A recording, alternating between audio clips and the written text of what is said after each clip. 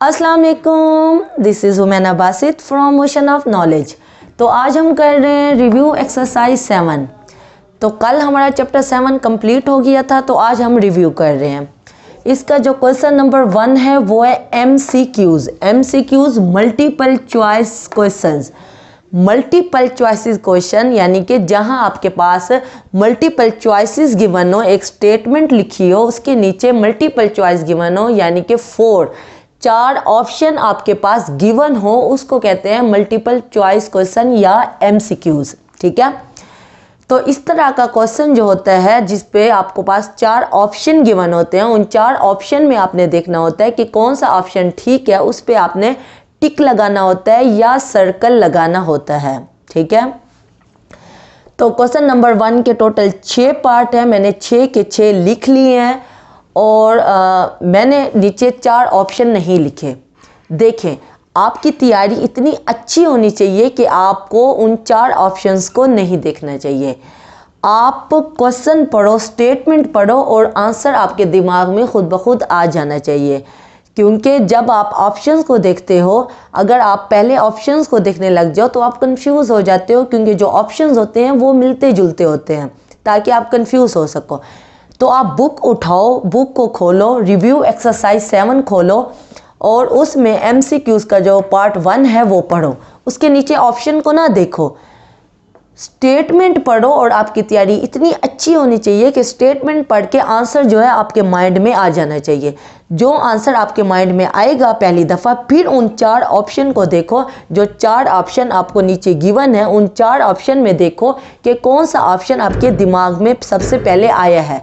जो ऑप्शन आपके दिमाग में सबसे पहले आया वो A हो या B हो या C हो या D हो, उन 4 ऑप्शन पे जो ऑप्शन आपके दिमाग में आया होगा वो A में, B में, C में या D में जहाँ खड़ा होगा आप वहाँ पे टिक लगा दोगे या सर्कल लगा दोगे। ठीक है, तो आपने बुक खोल ली होगी। तो सबसे पहला हम क्वेश्चन का पहला पार्ट पढ़ते हैं, क्वेश्चन नंबर 1 का solution of the 3 - 4x less than and equal to 11। देखें, नीचे 4 ऑप्शन आपके पास गिवन है, 4 ऑप्शन को देखने की ज़रूरत नहीं है, क्योंकि जब पेपर में भी आप को ऑब्जेक्टिव पेपर आएगा, MCQs वाला क्वेश्चन आएगा, तो वो आपको आप रफ पेज ले सकते हो रफ अमल करने के लिए। तो रफ पेज ले लोगे, क्योंकि जो ऑब्जेक्टिव पेपर होते हैं उसमें जगह नहीं होती आपको लिखने के लिए, तो आप रफ पेज ले लोगे। तो मैं यहाँ साइड पे रफ अमल कर लेती हूँ देखने के लिए कि इसका क्या आंसर निकलता है। 3 - 4x less than and equal to 11। 3 - 4x हमने लिख लिया है, 3 - 4x less than and equal to 11। क्योंकि हमने x की वैल्यू निकालनी होती है, तो हम क्या करेंगे, ये 3 को उधर लेके जाएंगे। -4x वैसे ही खड़ा रहेगा, less than and equal to 11। 3 के साथ देखें कोई साइन नहीं नज़र आ रहा, तो प्लस का साइन है। तो जब प्लस का साइन है तो उस तरफ जाएगा तो क्या हो जाएगा, माइनस हो जाएगा, -3। -4x less than and equal to 11 में से जब 3 जाएगा तो क्या बन जाएगा, 8 बन जाएगा। अब -4 आपको पता है, -4 x जो है माइनस को भी वैसे ही रहने देते हैं और हमारे पास आ जाएगा 8/4 और x की जो वैल्यू निकलेगी वो निकलेगी 2। -x की जो वैल्यू निकली है वो 2। आपको पता है -x को जब हमने प्लस में तब्दील करना होता है, क्योंकि यहाँ इक्वल का साइन नहीं है, इक्वल में तो जस्ट साइन तब्दील हो जाता है, लेकिन ये less than and equal to है। तो मैंने चैप्टर 7 जो आपको कराया है, आपको अच्छे तरीके से बताया है कि जब x के साथ जो साइन है उसको तब्दील करते हैं, अगर लेस देन या ग्रेटर देन का साइन हो, तो अगर x के साथ माइनस का साइन है, ये माइनस ख़त्म करके हम अगर 2 के साथ माइनस लगा लें तो ये जो साइन है ये उल्टा हो जाता है, यानी कि x less than greater than and equal to 2। ठीक है, बात समझ आई। यानी कि जहां हमारे पास -x के साथ लगा हुआ था, अगर x के साथ हम ख़त्म करके माइनस को उधर लेके जाते हैं, तो हमारे साथ जो साइन लगा हुआ है लेस देन इक्वल टू, तो वो उल्टा हो जाएगा, वो हो जाएगा greater than and equal to. यानी कि हमारे पास आंसर निकला x greater than and equal to -2। ये माइनस इस वजह से आया क्योंकि x के साथ माइनस था, तो माइनस को जब उधर लेके गए तो वो माइनस ही रहा, लेकिन हमारे पास जो साइन है वो उल्टा हो गया। ठीक है, अब ये हमारे पास ऑप्शन ये हमारे पास आंसर निकल आया। अब जो 4 ऑप्शन आपके पास नीचे गिवन है उन 4 ऑप्शन में देखें कि किस ऑप्शन में आंसर -2 लगा हुआ है। जहां ऑप्शन में -2 आंसर होगा वो ए हो, बी हो, सी हो या डी हो, उस पे आपने टिक लगा देना है। ठीक है, तो क्वेश्चन नंबर 1 का पार्ट 1 हो गया है। अब सेकंड पार्ट को देखें। A statement involving less than, greater than, less than and equal to or greater than and equal to, यानी ऐसी स्टेटमेंट जिसमें 1, 2, 3, 4 इन 4 में से कोई अलामत जाहिर हो रही हो, उसको क्या कहते हैं। देखें, मैंने आपको पहले भी बताया है, अगर सिर्फ इक्वल का साइन हो, यानी कि x 5x = 6 इस तरह की वैल्यू हो, तो हम इसको इक्वेशन कहते हैं, क्योंकि बीच में इक्वल का साइन यूज़ हो रहा है। अगर इक्वल का साइन यूज़ ना हो रहा हो, less than and equal to का साइन यूज़ हो रहा हो, या ग्रेटर देन, या सिर्फ अकेला लेस देन, तो तब हम इसको क्या कहते हैं, हम इन इक्वल, यानी देखें वो इक्वल है, ये इक्वल का उल्टा हो गया तो क्या हो गया, इन इक्वल। तो इस स्टेटमेंट को, इस इक्वेशन जो वैल्यू हमारे पास लिखी हुई होती है उसको क्या कहते हैं, उसको कहते हैं इनइक्वलिटी। क्या कहते हैं, इनइक्वलिटी। देखें, इस पार्ट में आपको रफ अमल करने की ज़रूरत नहीं है, आपको जस्ट आंसर पता है। आप उन 4 ऑप्शन में देखोगे कि इनइक्वलिटी कहाँ लगा हुआ है, जहाँ इनइक्वलिटी लगा होगा आप वहाँ पे टिक लगा दोगे। ठीक है, ओके। थर्ड पार्ट को देखें। x = यानी यहाँ हमने x की वैल्यू निकालनी है, is a solution of -2 less than x less then 3/2। अब आपको होगी, अभी तो मैंने कहा है कि आपको जो ऑप्शंस हैं वो उनको नहीं देखना चाहिए, लेकिन यहाँ आपने चारों के चारों ऑप्शन लिखे हुए हैं। यहाँ इसलिए लिखे हुए हैं क्योंकि इन 4 ऑप्शन को लिखे बगैर गुजारा नहीं होता था। क्योंकि देखें, उसने 4 ऑप्शन दिए हैं, हम 4 ऑप्शन में देखेंगे कि कौन सा ऑप्शन ठीक है। पहले जो होते थे उनमें जस्ट आपने आंसर निकालना था, जैसे ये वाला पार्ट है, इसमें जस्ट आपने x की वैल्यू निकालनी थी, तो हमने हल करके x की वैल्यू निकाल ली, इसके नीचे 4 ऑप्शन को देखने की ज़रूरत नहीं थी। सेकंड में भी जस्ट बताना था कि ऐसी स्टेटमेंट को क्या कहते हैं, हमने कहा इनइक्वलिटी। लेकिन जो थर्ड पार्ट है इसमें उसने ये दिया हुआ है कि x की वो वैल्यू निकालो जो -2 से बड़ी हो और 3/2 से छोटी हो। ठीक है, तो अब -2 से बड़ी और 3/2 से छोटी, तो बहुत सारी वैल्यूज़ है, बहुत सारी वैल्यूज़ है ना। 3/2 का क्या मतलब है, -2 का मतलब तो -2 है, 3/2 का मतलब है 1.5। अब -2 से लेके +1.5 के बीच हज़ारों वैल्यूज़ है। -1 भी वैल्यू है, 0 भी वैल्यू है, +1 भी वैल्यू है, और 0.5, यानी अगर पॉइंट में चले जाएं तो बहुत सारी वैल्यूज़ हैं। ऐसे ही है ना, इतनी वैल्यूज़ हैं कि हम गिन भी नहीं सकते। अगर पॉइंट में हम चले जाएं 0.1, 0.01, 0.002, यानी बहुत वैल्यूज़ हैं, हम नहीं गिन सकते। तो इन दोनों के बीच में बहुत सारी वैल्यूज़ थी, तो हमें नहीं पता कि कौन सी वो वैल्यूज़ पूछ रहा है, तो इसलिए मैंने 4 ऑप्शन लिखे हैं कि इन 4 ऑप्शन में आप देख लो कि कौन सा ऑप्शन इसके लिए सूटेबल होगा। देखिए, हम करके देख लेते हैं। हम सबसे पहले जो ए पार्ट है, जो पहला ऑप्शन है -5, उसको देखते हैं कि ये सही है या गलत है। देखिए, वो कह रहा है कि -5 x की क्या वैल्यू होगी। अगर हम -5 को x की जगह पे पुट करते हैं तो -5 जो -2 से बड़ा नहीं है, तो इसका मतलब है -5 हम यहाँ पुट नहीं कर सकते। -2 और 1.5 के बीच में कोई वैल्यू, यानी x की ऐसी कोई वैल्यू निकालनी है, x की ऐसी कोई वैल्यू निकालनी है जो -2 से बड़ी हो और 1.5 से छोटी हो। तो -5 बीच में नहीं आता, क्योंकि -5 जो है वो -2 से छोटा है, बड़ा नहीं है, तो -5 नहीं आ सकता। अगर हम कहें बी पार्ट, बी ऑप्शन जो कि है 3, तो 3 भी गलत हो गया। क्यों? क्योंकि 3 जो है वो 1.5 से भी बड़ा है, वो 1.5 से छोटा नहीं है, तो 3 भी नहीं होगा।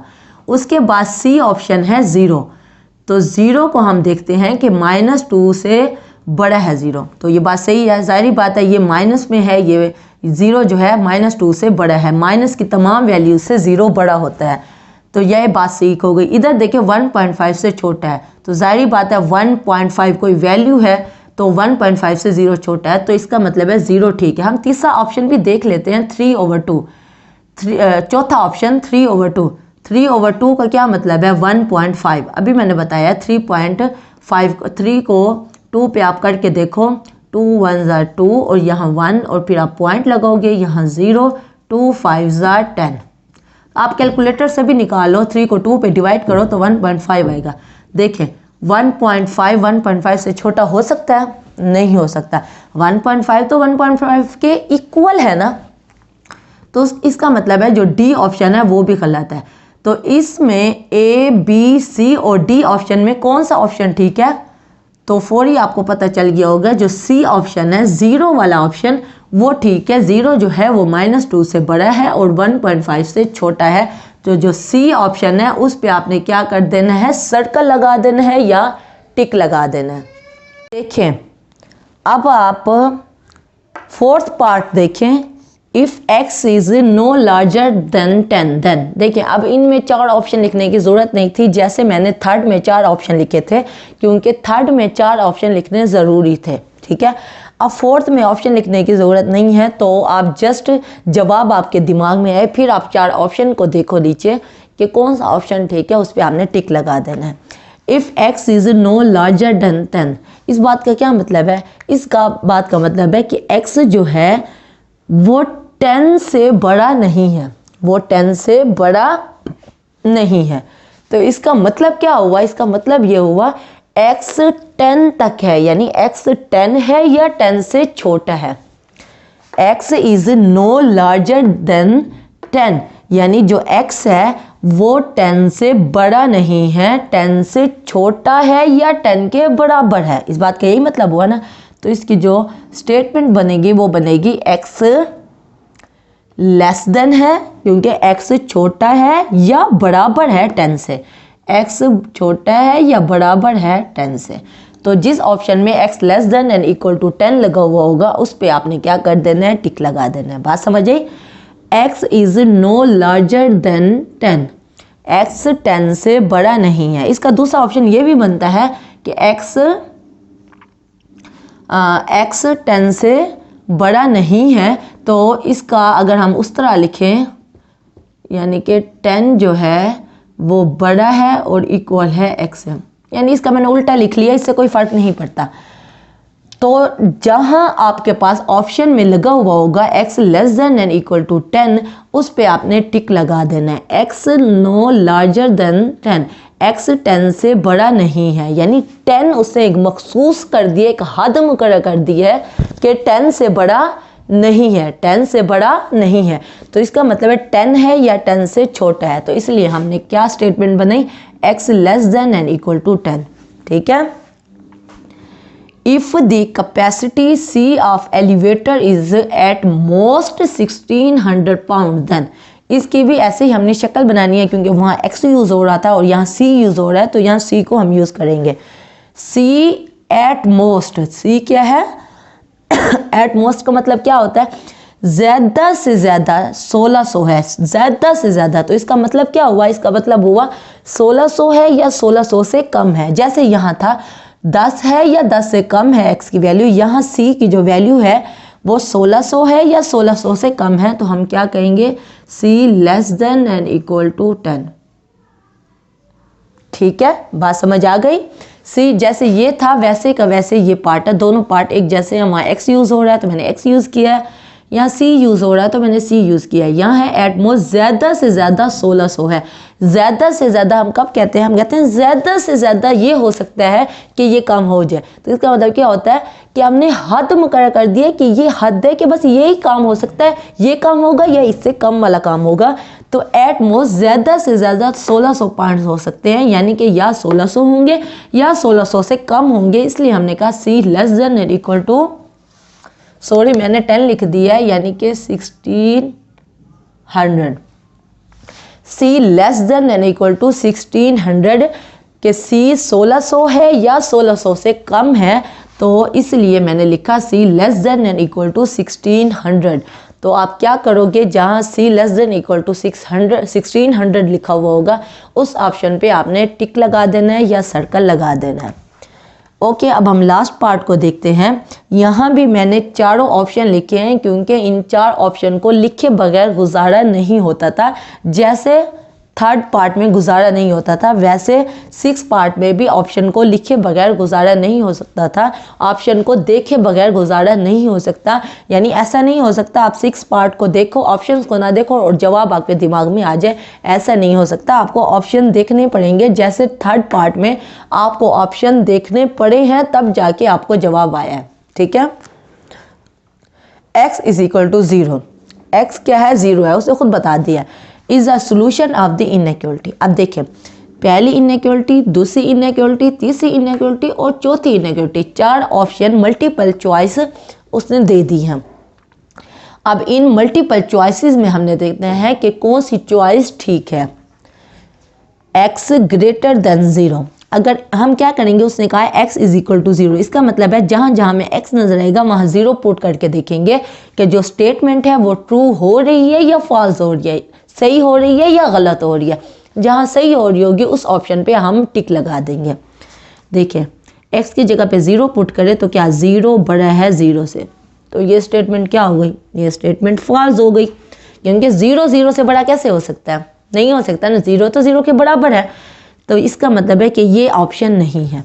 यहाँ हम 0 पुट करके देखते हैं, 3 की जगह पे x की जगह पे 0 पुट करेंगे, +5 less than 0, 0 + 5 less than 0, 5 less than 0, 5 less than 0 यानी 5 0 से छोटा है, नहीं 5 तो 0 से बड़ा है। तो इसका मतलब हुआ कि ये स्टेटमेंट भी फॉल्स हो गई। आपने नीचे काम नहीं करना, आपने रफ पेज पे एक काम करना है अलग से देखने के लिए कि कौन सी इनइक्वालिटी ठीक आ रही है। ठीक है, तो ये भी फॉल्स है, तो बी पे भी हमने टिक नहीं करना। अब यहाँ 0 पुट करते हैं, 0 + 2 लेस देन 0, 2 लेस देन 0, तो ये बात भी फॉल्स हो गई।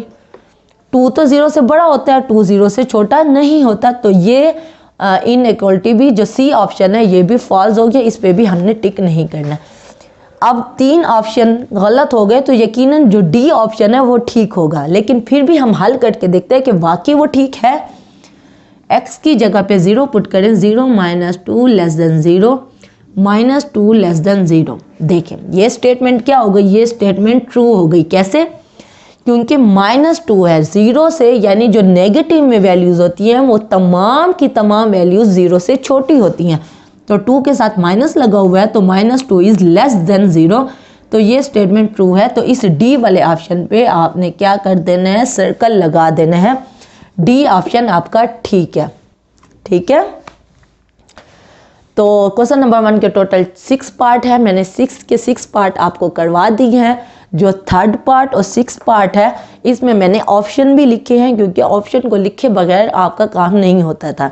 तो 3 और 6 पार्ट भी मैंने आपको अच्छे तरीके से बता दिया। बाकी फर्स्ट, सेकंड, फोर्थ और फिफ्थ आप ऑप्शन को ना भी देखो तो आपको आंसर समझ आ जाता है, और आंसर जब आपको समझ आ जाएगा उन 4 ऑप्शन पे जहां आपके पास आंसर आया होगा आपके माइंड में, उस ऑप्शन पे आपने टिक लगा देना। ठीक है, तो क्वेश्चन नंबर 1 हो चुका है। अब हम चलते हैं क्वेश्चन नंबर 2 की तरफ।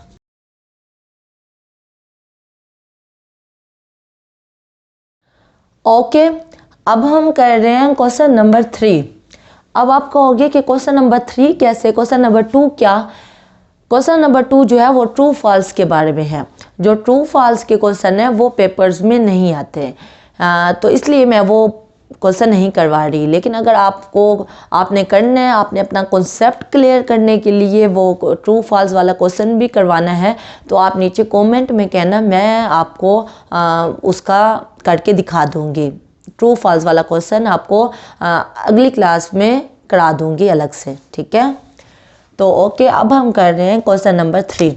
क्वेश्चन नंबर 3 का जो फर्स्ट पार्ट है वो है लीनियर इनइक्वालिटी। ये 3 जो आपने डेफिनेशन याद करनी है। क्वेश्चन नंबर 3 का जो फर्स्ट पार्ट है वो लीनियर इनइक्वालिटी के बारे में है। जो सेकंड और थर्ड है वो ट्रिकोटोमी और ट्रांसिटिव के बारे में है। जो पहला है लीनियर इनइक्वालिटी, मैं जस्ट आपको बता देती हूँ, डेफिनेशन तो आपने खुद ही याद करनी है। ठीक है ना, लीनियर इनइक्वालिटी, इनइक्वालिटी से कैसे पता, इनइक्वालिटी यानी कि जो इक्वल ना हो तो यानी कि लेस देन हो या ग्रेटर देन हो, या less than and equal to हो या greater than and equal to हो। इनइक्वलिटी का ये मतलब है, और लीनियर का मतलब है कि जो x की पावर हो वो 1 हो, यानी x की पावर 2, 3, 4, 5 नहीं हो सकती, x की पावर सिर्फ 1 हो। अब देखें ये जो मैंने इनइक्वलिटी लिखी हुई है, यहाँ x की पावर कोई शो नहीं हो रही। जब x की पावर शो ना हो रही हो तो x की पावर 1 होती है। तो यहाँ x की पावर 1 है और इनइक्वलिटी है, इक्वल का साइन नहीं लगा हुआ, यानी कि इक्वल का साइन नहीं लगा हुआ, इनइक्वलिटी का साइन लगा हुआ है, तो ये लीनियर इनइक्वलिटी है। उसके अलावा जो डेफिनेशन है, आप इस चैप्टर के शुरू में लीनियर इनइक्वलिटी की डेफिनेशन होगी, वो आप याद कर लो। बाकी मैंने आपको बता दिया है कि लीनियर इनइक्वलिटी क्या होती है। लीनियर इसको कहते हैं जहां x की पावर 1 हो, इनइक्वलिटी उसको कहते हैं जहां इक्वल का साइन ना लगा हुआ हो, लेस देन या greater than and less than and equal to, यानी कि ये हो या ये हो, या greater than and equal to हो, या less than and equal to हो। इन चार में से अगर कोई साइन लगा हुआ हो तो ये वो इनइक्वलिटी होगा, यानी कि इक्वल नहीं होगा, इनइक्वल होगा। इनइक्वलिटी इसको कहते हैं, और लीनियर x की पावर 1 हो तो उसको लीनियर कहते हैं। ट्रिकोटोमी, ट्रिकोटोमी की डेफिनेशन भी आपने याद करनी है, मैं बस बता देती हूँ ट्रिकोटोमी क्या होता है। यानी a लेस देन b हो, दो आपके पास नंबर हो, एक लेस हो दूसरी ग्रेटर हो, a लेस देन b हो या a ग्रेटर देन b हो या a इक्वल टू b हो। इन तीन ऑप्शन में से एक ऑप्शन अगर हो, सिर्फ एक ऑप्शन, तो तब हम क्या कहते हैं, वो ट्रिकोटोमी है। a लेस देन b हो या a ग्रेटर देन b हो या a इक्वल टू b हो, ये तीनों इकट्ठे नहीं हो सकते। ठीक है। जो थर्ड पार्ट है वो है ट्रांजिटिव, यानी क्वेश्चन नंबर 3 का। हाँ, ट्रांजिटिव। ट्रांजिटिव में क्या होता है वो है कि a अगर b से बड़ा है, a अगर b से बड़ा है और b जो है वो किसी और नंबर से c से बड़ा है, तो देखें एक नंबर दूसरे नंबर से बड़ा है, यानी कि जो 3 है वो बड़ा है 2 से, और फिर जो 2 है वो बड़ा है 1 से। तो 3 1 से बड़ा हुआ ना, 3 2 से बड़ा है, फिर 2 1 से बड़ा है, तो 3 1 से क्या हुआ, 3 भी बड़ा हुआ 1 से। इन दो बातों से हमें पता चला कि 3 अगर 2 से बड़ा हो और 2 1 से बड़ा हो तो 3 1 से बड़ा होता है। तो a b से बड़ा है, b c से बड़ा है, तो a किससे बड़ा होगा, c से। a c से बड़ा होगा, इसको क्या कहते हैं, ट्रांजिटिव प्रॉपर्टी। ठीक है। ये तीनों डेफिनेशन आपने याद कर लेने हैं। मैंने तीनों डेफिनेशन का बस बता दिया है आपको कि ये होते क्या हैं। ठीक है, बाकी डेफिनेशन आपने खुद याद करनी है। अच्छा, अब ये क्वेश्चन नंबर 1 का, हाँ ये हो गया। क्वेश्चन नंबर 3 का, ये जो क्वेश्चन नंबर 3 का थर्ड पार्ट है, ये क्वेश्चन है f is equal to 9/5c plus 32। c की हमने वैल्यू निकालनी है और उसने कहा है कि f जो है वो लेस देन 0 है। ठीक है। साथ इतनी बड़ी स्टेटमेंट, इतनी बड़ी कहानी भी लिखी हुई है। कहानी को देख के आपने परेशान बिल्कुल नहीं होना। कहानी का मतलब यही है कि उसने एक फार्मूला दे दिया जो कि 9/5c प्लस 32 के बराबर है f, और c की हमने फॉरवर्ड वैल्यू ऑफ c, तो यानी हमने c की वैल्यू निकालनी है, और f उसने बता दिया लेस देन 0 है। अब देखें ये पूरी वैल्यू किसके बराबर है, f के बराबर है। अब उसने क्वेश्चन में कहा है जो f है वो लेस देन 0 है। अगर ये दोनों बराबर हैं, f इसके बराबर है, ये पूरी चीज़ f के बराबर है, तो f लेस देन 0 है। क्योंकि f लेस देन 0 है तो ये पूरी वैल्यू भी तो 0 से लेस देन हुई। ठीक है ना। उसने क्वेश्चन में कहा है कि f जो है वो लेस देन 0 है, वो 0 से छोटा है, तो f इस वैल्यू के बराबर है 9/5c प्लस 32। तो 9/5c प्लस 32 भी तो f से यानी 0 से छोटा हुआ, तो यही मैंने लिखा है 9/5c प्लस 32 लेस देन 0। ठीक है, क्योंकि उसने क्वेश्चन में कहा है कि f लेस देन 0 है। अब 32 को उधर लेके जाएंगे तो वो -32 हो जाएगा। 9/5c less than -32। अब 9/5 में हमने क्योंकि c की वैल्यू निकालनी है, हमने c की वैल्यू निकालनी है, तो 9/5 इसके साथ मल्टीप्लाई हो रहा है, उधर जाके डिवाइड हो जाएगा, यानी 9 नीचे चला जाएगा, 5 जो है वो ऊपर आ जाएगा। अब -32 मल्टीप्लाई बाई 5/9, 32 को 5 से मल्टीप्लाई करेंगे, c इज इक्वल टू -1/60/9, और हमने c की वैल्यू निकाली जो हमने निकालनी थी। ठीक है, बहुत इजी क्वेश्चन है। उसने एक फार्मूला दिया है और कहा है कि c की आपने वैल्यू निकालनी है, और फिर खुद से ही कहा है कि f जो है वो 0 से छोटा है, ये दोनों बराबर हैं, ये f है, ये f इसके बराबर है, f अगर 0 से छोटा है तो ये वाला पार्ट भी 0 से छोटा होगा, और फिर मैंने हल कर लिया, c की वैल्यू निकाल ली। ठीक है, तो इसका जो फोर्थ पार्ट है वो है 7 टाइम्स। 7 टाइम्स का मतलब है कि 7 मल्टीप्लाई हो रहा है। 7 times the sum of an integer and 12 integer. Sum का मतलब ऐड करना। सम ऑफ एन इंटीजर हम सपोज कर लेते हैं कि वो x है। x और 12 का जो सम है, x और 12 का जो सम है उसको 7 से मल्टीप्लाई करो, is at least 50। At least यानी कम अज कम 50। कम अज कम 50 का क्या मतलब होता है, यानी 50 या 50 से बड़ा। बात समझ आई? हमने ये स्टेटमेंट, ये पूरी कहानी पढ़ के हमने दो इक्वेशन यानी दो इनइक्वालिटी बनानी है। फिर उन दो इनइक्वालिटी को हमने हल कर लेना है। हमने दो इनइक्वालिटी कैसे बनानी है, 7 टाइम्स 7 को मल्टीप्लाई किया है the sum of an integer and 12। Integer को हम सपोज कर लेते हैं x है, x और 12 को सम करके, x और 12 को सम करके 7 टाइम यानी कि 7 से मल्टीप्लाई करके इज एट लीस्ट 50। 50 है, कम अज कम 50 है। कम अज कम 50 का मतलब है कि या 50 है या 50 से बड़ा है। तो इसलिए हमने कहा greater than and equal to, बड़ा है या बराबर है 50 के। तो पहली स्टेटमेंट बन गई। दूसरी स्टेटमेंट क्या है, and at most 60। And at most 60 यानी वही बात, 7 को मल्टीप्लाई करेंगे, x और इंटीजर और 12 को सम करेंगे। सम ऑफ एन इंटीजर एंड 12 सम करेंगे इंटीजर और 12 को, और 7 टाइम यानी मल्टीप्लाई करेंगे 7 से, is at most 60। At most का मतलब होता है ज्यादा से ज्यादा 60। तो इसका मतलब क्या हुआ, यानी 60 है या 60 से कम है। वो क्या था, एट लीस्ट 50 यानी कम अज कम 50 रुपए। कम अज कम 50 का मतलब है यानी 50 है या 50 से ज़्यादा है।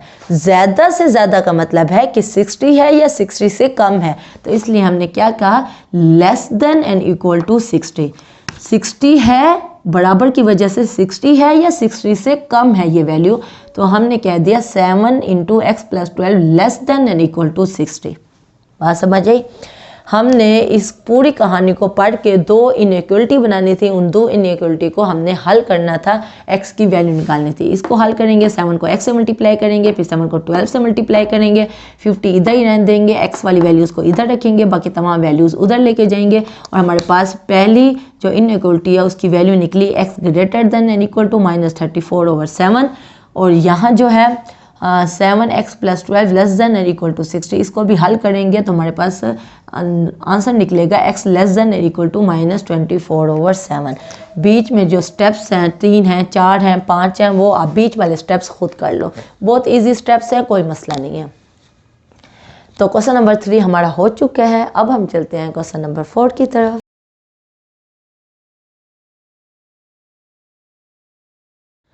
ओके, अब हम कर रहे हैं क्वेश्चन नंबर 4। क्वेश्चन नंबर 4 का जो फर्स्ट पार्ट है वो है square root 2t plus 4 is equal to t minus 1 square root. तो दोनों तरफ स्क्वायर रूट है, कोई मसला नहीं है। दोनों तरफ हम क्या ले लेंगे, स्क्वायर ले लेंगे। इस तरफ भी स्क्वायर ले लिया और इस तरफ भी स्क्वायर ले लिया। ये स्क्वायर स्क्वायर रूट से कट गया, ये स्क्वायर भी स्क्वायर रूट से कट गया। बाकी यहाँ 2t प्लस 4 बचा इज इक्वल टू यहाँ t माइनस 1 बचा। t को इधर लेके आएंगे, t के साथ प्लस का साइन है, इधर आके माइनस t हो जाएगा इज इक्वल टू -1 वैसे का वैसे। यहाँ +4 है, उधर जाके -4 हो जाएगा। 2t माइनस देखे कोई कोफिशिएंट नज़र नहीं आ रहा तो 1 है, तो 2t माइनस 1t क्या हो जाएगा, 1t। 1 को लिखने की ज़रूरत नहीं होती, is equal to -1 minus 4 is equal to -5। ये हमारे पास t की वैल्यू निकल चुकी है। अब हम क्या करने के लिए कि ये t की वैल्यू ठीक है या गलत है, हम क्या करेंगे, ये पहली वैल्यू में, पहली इक्वेशन में जहाँ जहाँ में t नज़र आएगा वहाँ -5 पुट करेंगे, ताकि देख सकें कि वाकई लेफ्ट हैंड साइड और राइट हैंड साइड इक्वल आती है। अगर लेफ्ट हैंड साइड और राइट हैंड साइड इक्वल आएगी तो इसका मतलब है कि हमने t की वैल्यू सही निकाली है। अब इस जगह पे 2 और t की जगह पे -5 पुट कर दिया, फिर +4 इज इक्वल टू t की जगह पे -5 जो निकला है, फिर -1 वैसे का वैसे। 2 को -5 से मल्टीप्लाई करेंगे, -10 + 4 is equal to -5 -1 -6।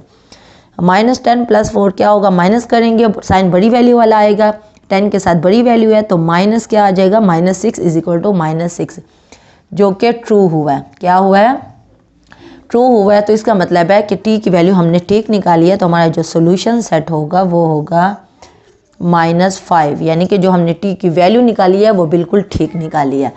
Question number 4 के टोटल 2 पार्ट हैं। फर्स्ट पार्ट मैंने आपको करवा दिया है, सेकंड पार्ट बिल्कुल ऐसे ही है, आपसे बहुत आसानी से हो जाएगा।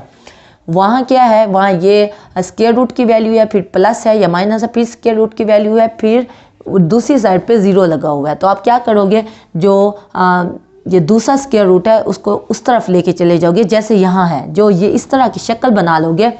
जो स्क्वायर रूट हमारे पास लेफ्ट हैंड साइड पे है, मैं क्वेश्चन नंबर 4 के सेकंड पार्ट की बात कर रही हूँ। सेकंड पार्ट में दोनों स्क्वायर रूट जो हैं वो लेफ्ट साइड पे हैं। जो एक स्क्वायर रूट है वो आप उसको राइट साइड पे लेके चले जाओगे तो ये शक्ल बन जाएगी। उसके बाद यही काम करना है जो मैंने अभी आपको करके दिखाया है, ठीक है। तो क्वेश्चन नंबर 4 का सेकंड पार्ट आपसे हो जाएगा। अब हम कर रहे हैं क्वेश्चन नंबर 5।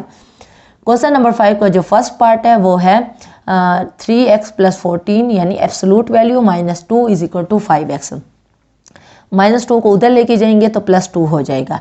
यहाँ लिख लें बाय डेफिनेशन, हमें पता है कि जब हम एब्सोलूट वैल्यू को ख़त्म करते हैं, ये एब्सोलूट वैल्यू, ये एब्सोलूट को ज़ाहिर कर रहा है, एब्सोलूट को ख़त्म करते हैं तो एक दफ़ा वैल्यू जो है वो प्लस के साथ आ जाती है, एक दफ़ा वैल्यू ये इस साइड वाली एक दफ़ा प्लस के साथ आ जाती है और एक दफ़ा माइनस के साथ आ जाती है।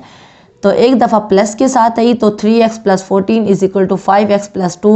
14 को उधर लेके जाएंगे, 5x को इधर लेके आएंगे, हमने x की वैल्यू निकालनी है। हमारे पास x की वैल्यू निकल आएगी 6। बीच में 2, 3 या 4 स्टेप्स हैं, वो मैंने नहीं किए, वो आप खुद कर लें। बस बहुत सिंपल काम है, x वाली वैल्यू उसको इधर लेके आएंगे, 14 को उधर लेके जाएंगे, प्लस माइनस करेंगे, x की वैल्यू 6 आ जाएगी। यहाँ भी हमने 2-3 स्टेप्स छोड़ दिए हैं, यहीं आपने x की वैल्यू निकालनी है जो कि निकलेगी -2। अब देखें 2 वैल्यूज़ हमारे पास निकल चुकी हैं। 2 वैल्यूज़ निकलने के बाद हमने क्या करना है, देखने के लिए कि हमने दोनों वैल्यूज़ ठीक निकाली हैं या नहीं, हम पहली इक्वेशन में जो ओरिजिनल इक्वेशन है उसमें हम पहले 6 पुट करके देखते हैं, उसके बाद -2 पुट करके देखेंगे। जहाँ जहाँ हमें x नज़र आ रहा है वहाँ हम 6 पुट करेंगे। हमारे पास जो अब हम हल करेंगे, यहाँ भी 2-3 स्टेप्स मैंने छोड़ दिए हैं। जब इसको हल करेंगे तो हमारे पास जो आंसर निकलेगा वो निकलेगा 30 इज इक्वल टू 30, यानी कि ये बात ट्रू है। ये बात ट्रू है तो इसका मतलब है कि जो 6 है ये बिल्कुल ठीक वैल्यू हमने निकाली है, ये सोल्यूशन सेट में जाएगी। फिर -2 पुट करके देखेंगे, जहाँ जहाँ हमें x नज़र आ रहा है वहाँ -2 पुट करेंगे और यहाँ देखेंगे ये लेफ्ट हैंड साइड जो निकली है वो 6 निकली है, जो राइट हैंड साइड निकली है वो -10 निकली है, जो कि फॉल्स है, यानी बराबर नहीं आई। तो इसका मतलब है कि ये जो हमने x -2 की वैल्यू निकाली है ये गलत है, ये सोल्यूशन सेट में नहीं जाएगी। तो अब हमारे पास जो इसका सोल्यूशन सेट बनेगा वो क्या बनेगा, वो जस्ट 6 के साथ बनेगा, क्योंकि 6 को हमने पुट करके देखा तो लेफ्ट हैंड साइड और राइट हैंड साइड इक्वल है, लेकिन जब हमने -2 पुट करके देखा तो 6 और यहाँ -10 आया जो कि इक्वल नहीं है, फॉल्स आया। तो इसलिए ये सोल्यूशन सेट में हमने x is equal to -2 put नहीं किया। क्वेश्चन नंबर 5 के भी टोटल 2 पार्ट हैं। फर्स्ट पार्ट मैंने आपको करवा दिया है, सेकेंड पार्ट भी बिल्कुल ऐसे ही है, आपसे बहुत ईजिली हो जाएगा। फिर भी अगर आपसे ना हो तो आप नीचे कमेंट में पूछना, मैं इंशाल्लाह नेक्स्ट क्लास में उस क्वेश्चन का जवाब दे दूंगी, ठीक है। ओके, अब हम कर रहे हैं क्वेश्चन नंबर 6। क्वेश्चन नंबर 6 का जो फर्स्ट पार्ट है वो है -1/3x + 5 < 1। +5 है, +5 को उधर लेके जाएंगे वो -5 हो जाएगा, क्योंकि हमने x की वैल्यू निकालनी है। x के साथ जितनी वैल्यूज़ हैं वो हम उधर लेके जा रहे हैं। 5 को उधर ले जाएंगे, -5 हो जाएगा, 1 - 5 -4 हो जाएगा। यहाँ -1/3x है। तो अब हम क्या करेंगे, जस्ट हमने x को यही रहने दिया, माइनस को भी यही रहने दिया। 1/3 जो था वो उधर जाके उल्टा हो गया, 3 ऊपर चला गया और नीचे डिनोमिनेटर में 1 लिखने की ज़रूरत नहीं होती, तो हमने 1 नहीं लिखा। -4 को 3 से मल्टीप्लाई किया, 3 उधर गया तो ये आ गया -12। अब यहाँ माइनस है, यहाँ भी माइनस है। आपको पता है जब माइनस ख़त्म करते हैं तो जो साइन लगा हुआ होता है ये उल्टा हो जाता है। ये माइनस को माइनस से काटेंगे तो ये वाला साइन जो है वो उल्टा हो जाएगा। वो ग्रेटर देन आ जाएगा, बिल्कुल इसके उलट आ जाएगा, x greater than and equal to 12, और ये हमारा आंसर है। अब आप कहोगे कि माइनस ख़त्म हुआ तो साइन उल्टा क्यों हो गया। देखें, अगर 1 है ग्रेटर देन 2, अगर 1 सॉरी बल्कि इस तरह करते हैं, अगर 1 जो है -1 जो है वो ग्रेटर देन है -2 से। हमें पता है -1 जो है वो -2 से बड़ा होता है, क्योंकि यहाँ 0, यहाँ +1, यहाँ -1, यहाँ -2, ये नंबर लाइन की बात कर रही हूँ। नंबर लाइन में ये 0 से बड़ा 1 है, 1 से छोटा 0 है, 0 से छोटा -1 है, -1 से छोटा -2 है। तो इसका मतलब है -1 जो है वो बड़ा है -2 से। अगर हम साइन को ख़त्म कर दें, साइन को काट दें, तो 1 बड़ा है 2 से, ये फॉल्स हो गया। तो इसका मतलब है कि अगर -1 -2, ये यहाँ स्टेटमेंट लगी हुई है, तो जब माइनस को ख़त्म करेंगे तो ये जो साइन है ये उल्टा हो जाएगा, 1 लेस देन 2 हो जाएगा, क्योंकि 1 जो है वो 2 से छोटा है, लेकिन जो -1 है वो बड़ा है -2 से। तो साइन की वजह से जब साइन ख़त्म करेंगे तो ये वाला जो बीच वाला ग्रेटर देन है ये उल्टा हो जाएगा। तो इसलिए यहाँ less than and equal to था, जब हमने साइन ख़त्म किया तो वो greater than and equal to 12 आ गया।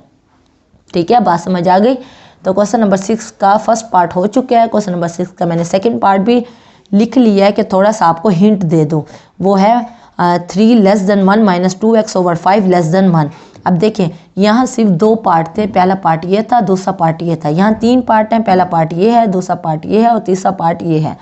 तो हम क्या करेंगे, पहले और दूसरे को पहले लिख लेंगे, फिर दूसरे और तीसरे को अलग करके लिख लेंगे। इसको अलग से हल करेंगे, x की वैल्यू निकालनी है, और इसको अलग से हल करेंगे।